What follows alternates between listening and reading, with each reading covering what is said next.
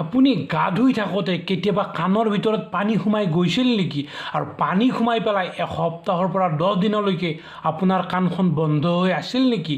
চ' বন্ধুসকল, আজি আমি এই সকলোখিনি কথাই আপোনালোকৰ লগত আলোচনা কৰিম। অৰ্থাৎ কাণৰ ময়লা কেনেকৈ চাফা কৰিব পাৰি, অৰ্থাৎ ইয়াৰ ৱৰ্কছ ক্লিনিং কেনেকৈ কৰিব পাৰি, বা how to remove ear wax impacted cerumen কেনেকৈ আপোনালোকে বাহিৰ কৰিব, এই সকলোখিনি কথা আপোনালোকৰ লগত আলোচনা কৰিম। বন্ধুসকল, মেইনলি আজিৰ ভিডিঅ'টোত আমি কি কথা আলোচনা কৰিম? বন্ধুসকল, প্ৰথম হ'ল যে ইয়াৰ ৱৰ্কছ থাকে, অৰ্থাৎ কাণৰ ভিতৰত যে ময়লা থাকে এইবোৰ কেনেকুৱা ধৰণৰ হয়, কি প্ৰকাৰৰ থাকে সেই কথাটো আলোচনা কৰিম।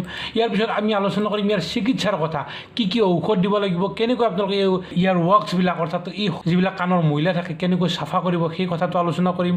আৰু ইয়াৰ পিছত আমি আলোচনা কৰিম বেছি কিহৰ কাৰণে হয় সেই কথাটো আলোচনা কৰিম। লগতে আলোচনা কৰিম আমি কেনেকৈ গম পাম যে আমাৰ ইয়াৰ ৱৰ্কছ হৈছে, কাণত ময়লা জমা হৈছে, এই কথাটো কেনেকৈ গম পাম, কি লক্ষণ আমি দেখা পাম সেই কথাটো আলোচনা কৰিম। আৰু লগতে কি ঔষধ দিব লাগিব এই গোটেইখিনি কথা আলোচনা কৰিম। চ' বন্ধুসকল, আপোনালোকে এই ভিডিঅ'টো শেষলৈকে চাই থাকিব। বন্ধুসকল, প্ৰথমতে আমি আলোচনা কৰোঁ এই ইয়াৰ ৱৰ্কছ অৰ্থাৎ কাণৰ ময়লা, এই বস্তুটোনো কি, কেনেকৈ কাণৰ ভিতৰত এই ময়লাবোৰ জমা হয়। চ' বন্ধুসকল, প্ৰথম কথা হ'ল মই এটা পিকচাৰেৰে আপোনালোকক বস্তুটো দেখুৱাই দিছোঁ। এই পিকচাৰটোৰে মই অলপ জুম কৰি পেলাই আপোনালোকক মই বস্তুটো দেখুৱাই দিওঁ যে এই কাণৰ ভিতৰত যে এই ময়লাবিলাক জমা হয়, আচলতে আমাৰ কাণৰ ভিতৰত আমাৰ বডিৰ বাহিৰ ফালে যেনেকৈ আমাৰ চুৱেটিং হয়, ঘাম ওলায়, ঠিক তেনেকৈ আমাৰ কাণৰ ভিতৰতো এবিধ চেৰুমিন নামৰ এটা পদাৰ্থ থাকে যিটো বাহিৰ হৈ থাকে। এই চেৰুমিনটোৱে আমাৰ কাণৰ ভিতৰৰ যিখিনি এই নলাডাল যে আছে কাণৰ ভিতৰত এই বস্তুখিনি প্ৰটেক্ট কৰি ৰাখে। অৰ্থাৎ এই চেৰুমিনবিলাক এণ্টিবেক্টেৰিয়েল আৰু এণ্টি ফাংগেল হয়, যাতে আমাৰ কাণৰ ভিতৰ ফালে কোনো ইনফেকশ্যন নহয়, যাতে কোনো বস্তু সোমাই যাব নোৱাৰে, সেই বস্তুটো প্ৰটেক্ট কৰি ৰাখিবলৈ এই চেৰুমিনটো আমাৰ ইয়াতে থাকে। আৰু এই চেৰুমিনৰ লগতে কি হয়, কেতিয়াবা কি হয়, চেবাম বা ডেড চেল, মৰা চেলবিলাক এই চেৰুমিনটোৰ লগত লাগি যায়, লাগি পেলাই কি হয় বস্তুটো টান হৈ যায়। বা কেতিয়াবা কি হয় আমাৰ চুৱেটিং হয়, চুৱেটিংবিলাকো তাতে লাগি যায়। বা আমাৰ হেয়াৰবিলাক, কাণৰ ভিতৰতো হেয়াৰ থাকে, সেই হেয়াৰবিলাকো তাতে লাগি যায়। আৰু লগতে ফৰেইন বডি যেনে ধূলি বালি আমাৰ বাহিৰৰ পৰা সোমাই তাতে লাগি পেলাই গোট মাৰি সেই বস্তুবিলাক আমাৰ ইয়াতে জমা হয়। আৰু এই বস্তুটো কিন্তু নিজে প্ৰাকৃতিকভাৱে এইবিলাক ওলাই যায়, আমাৰ ওলোৱাৰ কোনো দৰকাৰেই নাই। এইবিলাক নিজে আমি কথা ক'লে বা কিবা কামুৰিলে কি হয় এই বস্তুটো লৰি থাকে, আৰু আমি টোপনি মাৰি থাকোঁতে গম নোপোৱা এই যিবিলাক খলি হৈ থাকে বা ময়লা থাকে বা ইয়াৰ ৱৰ্কছ থাকে এইবিলাক নিজে বাহিৰ হৈ যায়। কিন্তু কেতিয়াবা কি হয় যে এই বস্তুটো হয় আমিয়ে কিবা বস্তুৰে যদি সোমাই দিওঁ তেনেহ'লে কি হ'ব, এই বস্তুটো ভিতৰ ফালে সোমাই যাই পেলাই কি হ'ব, যিখন ইয়াৰ ড্ৰাম আছে, আমাৰ যিখন কাণৰ পৰ্দা বুলি কওঁ, এই ইয়াৰ ড্ৰামখনত কি হ'ব, এই ইয়াৰ ড্ৰামখনত এইটো কিবা লাগি যাব। চাপ'জ আমি কি হ'ল মেচৰ খাটি এডাল সোমাই দিলোঁ, বা আমাৰ যিটো কটন চোৱাব আছে, আমি ওপৰ ফালে তোলা থকা যিবিলাক বস্তু থাকে আমি যে লগাই দিওঁ, সেইবিলাক যদি আমি ধুনীয়াকৈ ঘূৰাই অকণমান খুজুতি লাগিলে আমি ঘূৰাই দিব পাৰোঁ। কিন্তু যদি আমি এনেকৈ ভিতৰ ফালে সোমাই দিওঁ কি হ'ব, এইটো লগ লাগি যাব, যাই পেলাই কি হ'ব এই ইয়াৰ ড্ৰামখনত, কাণৰ পৰ্দাখনত লাগি যাব, যিটো প্ৰচণ্ড বেদনাদায়ক হয়, খুব বেছিকৈ বিষায়। আৰু লগতে কেতিয়াবা কি হয়, আমি যেতিয়া গা ধুলে ইয়াতে পানী লাগি যায়, যি বস্তুটো ফুলি পেলাই কি হয় আমাৰ ইয়াতে ভিতৰত লাগি যায় বা ইয়াতে লাগি যাব পাৰে ইয়াৰ ড্ৰামখনত, তেতিয়া বস্তু আমাৰ খুব বিষায়, এইটো টান হৈ যায়, বিষাই বন্ধ হৈ যায় কাণখন, এনেকুৱা ধৰণৰ বিভিন্ন ধৰণৰ সমস্যা হ'ব পাৰে। চ' এই ক্ষেত্ৰত কি হয়, আমি বস্তুটো উলিয়াব লাগিব।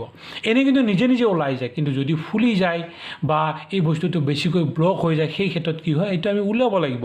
চ' মেইন কথাটো হ'ল এনে আমাৰ ওলোৱাৰ কিন্তু দৰকাৰ নাই, এইটো নিজে ওলাই থাকে। কিন্তু কেতিয়াবা মই যে ক'লোঁ কাৰণবিলাক মই কৈ আছোঁ যে এই মেইন কথাটো হ'ল এইটোৱে যে কাণৰ ভিতৰত এই বস্তুবিলাক নিজে জন্ম হৈ থাকে, নিজে ওলাই থাকে, এইটো নৰ্মেলি সকলো মানুহৰে ওলায়। কিন্তু কি হয় কেতিয়াবা এইটো বেছিকৈ হৈ যায়, হয় আমি সোমাই দিলোঁ, বা কি হয় কিছুমানৰ এনেই কি হয় বস্তুটো টান মাৰি যায়, কেতিয়াবা পানী লাগি বস্তুটো ফুলি এনেকৈ বস্তুটো আমাৰ সমস্যাৰ সৃষ্টি হয়। বন্ধুসকল, আমি এইবাৰ আলোচনা কৰিম যে এই ইয়াৰ ৱৰ্কছটো কিমান টাইপৰ থাকে। সাধাৰণতে 2 টাইপৰ থাকে বন্ধুসকল, এটা হ'ল ড্ৰাই ইয়াৰ ৱৰ্কছ, আনটো হ'ল ৱেট ইয়াৰ ৱৰ্কছ, অৰ্থাৎ শুকান ইয়াৰ ৱৰ্কছ, আৰু আনটো হ'ল ঢিলা বা ভিজা। সাধাৰণতে বয়সীয়া মানুহবিলাকৰ টান থাকে, অলপ শুকান থাকে, বা আমাৰ এছিয়া মহাদেশৰ মানুহবিলাকৰ ইয়াৰ ৱৰ্কছবিলাক, কাণৰ মহিলাবিলাকৰ শুকান, যিবিলাক সৰু ল'ৰা ছোৱালী সেইবিলাক ইয়াৰ ৱৰ্কছবিলাক কি হয় অলপ ঢিলা থাকে, অলপ তেলেতীয়া টাইপৰ থাকে।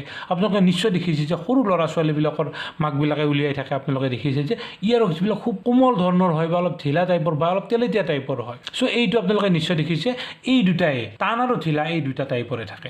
এই ইয়াৰ ৱৰ্কছটো কি কাৰণত মানুহৰ বেছিকৈ হয় বা কেনেলটো যে বন্ধ হৈ যায়, কি কাৰণত? সাধাৰণতে বন্ধুসকল প্ৰাকৃতিক প্ৰাকৃতিকভাৱে মই যে ক'লোঁ যে ইয়াৰ ৱাক্স প্ৰডিউচ হৈ থাকে, এইটো ওলাই থাকে। কিন্তু কেতিয়াবা কি হয়, কিছুমান মানুহৰ আমাৰ এই যিটো ইয়াৰ কেনেলডাল আছে, কাণৰ যিটো ফুটা আছে, ফুটাটো সৰু থাকে, বা কিছুমানৰ খুব বেছিকৈ হেয়াৰ থাকে, চুলি থাকে, যাৰ কাৰণে কি হয় সেই চেৰুমিন যিটো ৰিলিজ হয়, চেৰুমিন যিটো ওলায়, সেইবিলাক তেলেতীয়া বস্তুটো লাগি পেলাই আৰু তাতে কেনেলডাল সৰু হয়, বা যদি তাতে চেৰুমিনৰ লগত যদি চুলিবিলাক খুব বেছিকৈ লাগি যায় বা ধূলি বালি যদি অলপ বেছিকৈ লাগি যায়, সেইটো খুব টান হৈ যায় আৰু কাণৰ ফুটাটো মাৰ যায়। চ' এই কাৰণত হ'ব পাৰে। ইয়াৰ উপৰিও হেয়াৰিং এইডছ, আমি শুনিবলৈ যদি কিবা বস্তু ব্যৱহাৰ কৰোঁ, সেই বস্তুবিলাকৰ কাৰণেও কিন্তু আমাৰ এই যিটো ইয়াৰ ৱাক্সটো সেইটো বেছি হ'ব পাৰে। বা ৱাটাৰ এক্সপ'জাৰ, মই যে ক'লোঁ যে কেতিয়াবা পানী সোমাই গ'ল, শুকান আছিল ইয়াৰ ৱাক্সটো, পানী সোমাই যোৱাৰ লগে লগে ফুলি গ'ল, কাণখন বন্ধ হৈ গ'ল, সেইটো হ'ব পাৰে। চ' বন্ধুসকল, এই ইম্পেক্টেড যিটো ইয়াৰ ৱাক্স, এইটোৰ আমাৰ লক্ষণবিলাক কেনেকৈ দেখা পাম, কেনেকৈ গম পাম? সাধাৰণতে বন্ধুসকল, যেতিয়া আমাৰ এই ৱাক্সবিলাক, যেতিয়া লেতেৰাবিলাক আমাৰ কাণৰ ভিতৰত সোমাত লাগি যাব বা খুব টাইট হ'ব বা ইয়াৰ ড্ৰামত যদি লাগি যায়, সেই ক্ষেত্ৰত আমি কি লক্ষণ দেখা পাম? কাণখন বন্ধ থকা যাব, কাণখন একেবাৰে বন্ধ থাকিব, আৰু লগতে 2 নম্বৰ শুনাত অসুবিধা হ'ব। কাণখন যেতিয়া বন্ধ হ'ব, আমাৰ শুনাত অসুবিধা হ'ব, খজুৱতি হ'ব, কাণৰ বিষ হ'ব, কাণখন বাজি থাকিব, ৰিং শব্দ আমি শুনা পাম, কাণখন বাজি থাকিব, আৰু কিছুমানৰ কি হয়, মূৰ ঘূৰণিও হয়। চ' বন্ধুসকল, এইবাৰ আমি আলোচনা কৰিম যিটো ইয়াৰ ৱাক্স আছে, এইটো কেনেকৈ চাফা কৰিব লাগে, আমি চাফা কৰাৰ উপায় কি। প্ৰথম হ'ল বন্ধুসকল, আপোনালোকে আঙুলি, মেচৰ খাটি বা কটন চুৱাব, এইবিলাক ভিতৰত নিদিব। এইবিলাক দিলে আপোনালোকৰ অসুবিধা হ'ব পাৰে। আৰু এই মই যে আগতে ক'লোঁ যে এইটো নিজে ওলাই যায়, নেচাৰেলি ওলাই যায়। কিন্তু যদি নোলায়, যদি বেছি থাকে, আপোনালোকে অলিভ অইল দিব পাৰে।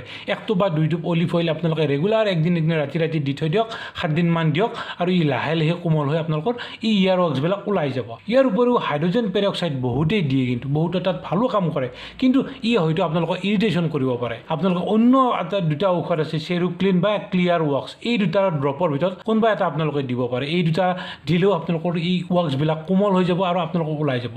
মই পিকচাৰটো আপোনালোকক দেখুৱাই দিছোঁ, এইটো চেৰুক্লিন বা ক্লিয়াৰ ৱাক্স, 2টা ঔষধৰ আপোনালোকে যিকোনো এটা আপোনালোকে ড্ৰপ আনিব পাৰে, আনি পেলাই কাণত যদি দি থৈ দিয়ে, 7 দিনমান দিয়াৰ পিছত 5-6 দিন 7 দিনমান আপোনালোকে যেতিয়া দিব, আপোনালোকৰ সেই যিটো ৱাক্স থাকে, যিটো ময়লা থাকে, ময়লাটো কোমল হৈ যাব আৰু এইবিলাক লাহে নিজে ওলাই যাব। ইয়াৰ পিছত যদি আপোনালোকৰ এইখিনিৰে ঠিক নহয়, তেনেহ'লে আপোনালোকে ডাক্তৰৰ ওচৰত যাবই লাগিব। ডাক্তৰে আপোনালোক ড্ৰপছ দিব, এনেকুৱা ধৰণৰ ড্ৰপছ দিব পাৰে, বা কি কৰিব, ইনষ্ট্ৰুমেণ্টৰ সহায়ত আপোনালোকৰ যিটো আপোনালোকৰ ময়লাখিনি আছে, সেই ময়লাখিনি ইনষ্ট্ৰুমেণ্টৰ সহায়ত, মই পিকচাৰটো আপোনালোকক দেখুৱাই দিছোঁ, যে ইনষ্ট্ৰুমেণ্ট সোমাই দি পেলাই এই ময়লাটো আপোনালোকৰ বাহিৰত উলিয়াই দিব।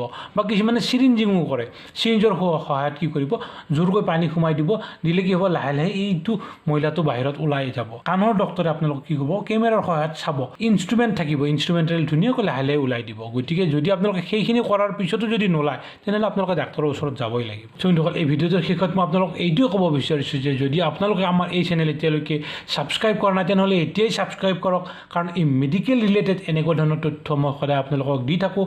আৰু বন্ধুসকল, এই ভিডিঅ'টোত এটা লাইক দিবলৈ নাপাহৰিব।